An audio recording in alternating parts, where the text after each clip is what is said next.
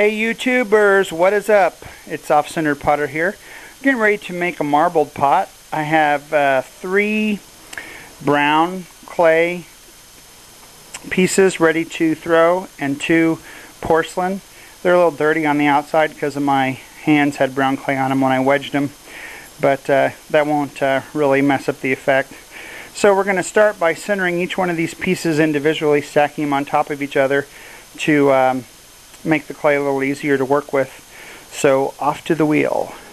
Okay, so here we have the first piece centered, and we're going to add the second piece on top and center those two together.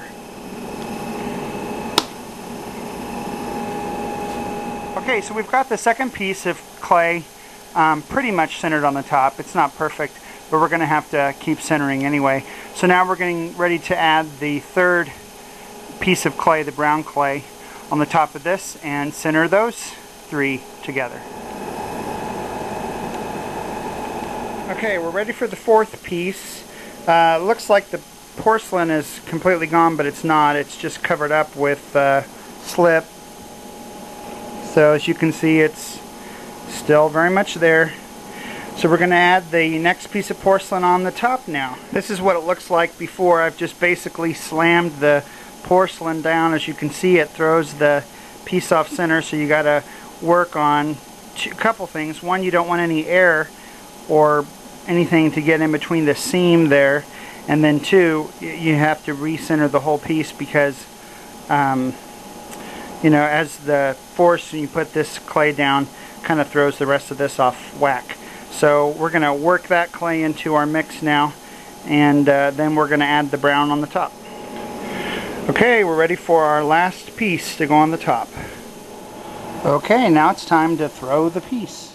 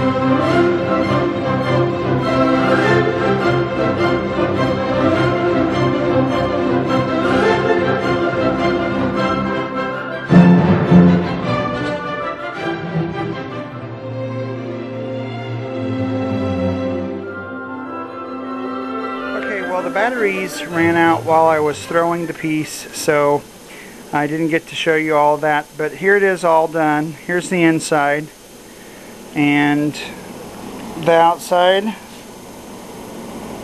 didn't quite come out exactly what I wanted, but if I kept pushing the clay and trying to get too much out of it, it was gonna fall. So we'll have to do with this form for now. I'm going to let it get leather hard, and then I'm going to use a trim tool and kind of lightly run the trim tool over it, because I think there's more of the marble effect to be seen still, but it's hiding underneath the layers of the clay. But all in all, for an amateur, not a bad day's work. Until next time, YouTubers, adios.